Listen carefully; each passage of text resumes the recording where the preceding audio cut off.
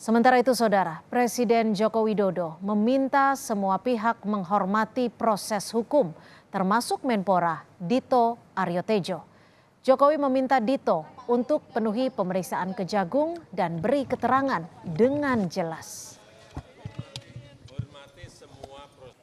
Hormati semua proses hukum.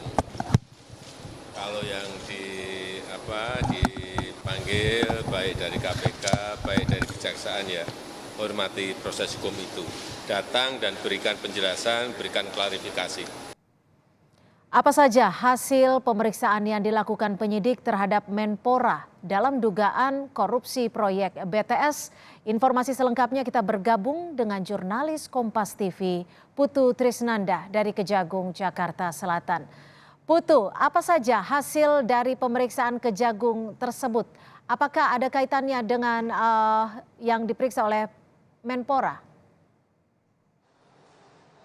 Ya, selamat petang, Cynthia dan juga saudara. Memang sampai dengan tadi yang disampaikan dalam konferensi pers oleh Kejaksaan Agung, dari setidaknya ada 24 pertanyaan yang diajukan dalam proses pemeriksaan atau klarifikasi selama kurang lebih 2 jam dari pukul 13.00 sampai dengan pukul 15.29 waktu Indonesia bagian Barat. Ini disimpulkan sementara bahwa memang tidak ada keterkaitan antara Dito Aryo Tejo, Menteri Pemuda dan Olahraga yang juga merupakan politisi Golkar, terkait dengan kasus BTS. Memang tidak disampaikan secara rinci oleh pihak penyidik ataupun juga pihak Kejaksaan Agung secara umum begitu, apa saja poin-poin yang kemudian membuat Kejaksaan Agung ini yakin bahwa tidak ada keterkaitan.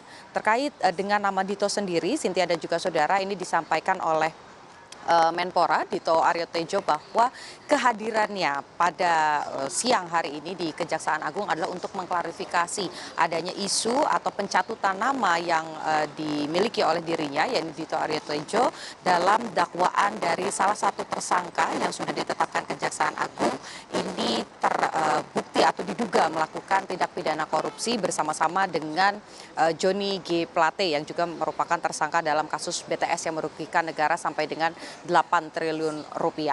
Nah, kehadiran dari Dito ini tadi disampaikan bahwa tujuannya adalah untuk mengklarifikasi, membersihkan nama baik, karena sampai dengan terakhir Dito Aryo Tejo ini masih meyakini dan juga mencoba meyakinkan publik juga tentu saja bahwa tidak menerima aliran dana apapun dari pihak-pihak yang terlibat dalam kasus korupsi BTS tersebut. Tadi juga disampaikan oleh Kejaksaan Agung bahwa secara hukum, baik itu waktu ataupun tempatnya, apa yang terjadi atau peristiwa yang terjadi dan tengah didalami oleh Kejaksaan Agung ini juga merupakan hal yang berbeda, karena diduga ada 200 lebih miliar rupiah yang dikeluarkan oleh pihak-pihak yang terjerat dalam kasus BTS ini digunakan untuk kemudian mempermudah atau menghindari kasus ini, sehingga yang kemudian dilakukan adalah untuk ya, Cynthia. Ya, Putu. Lalu seperti apa klarifikasi dari Menpora sendiri soal tudingan terima aliran dana 27 miliar rupiah ini, Putu? Ya, lebih lengkapnya lagi, Cynthia, berikut pernyataan dari Menteri Pemuda dan Olahraga atau politisi Golkar maksud kami Dito Aryo Tejo. Saya juga tidak mau berlarut menggalang opini atau apa. Saya ingin ini diklarifikasi dan pernyataan juga secara resmi. Dan ini terkait terlebih tuduhan saya menerima 27 miliar, di mana tadi saya sudah menyampaikan apa yang saya ketahui dan apa yang saya alami. Ini untuk materi detailnya lebih baik yang berwenang menjelaskan, tapi ini dalam rangka saya memiliki beban moral. Beban moralnya itu adalah hari ini saya dipercaya mendapatkan amanah oleh Bapak Presiden Jokowi sebagai Menteri Muda, dan juga saya memiliki keluarga yang dimana saya harus meluruskan ini semua dan juga mempertanggungjawabkan kepercayaan publik yang sudah diberikan saya selama ini.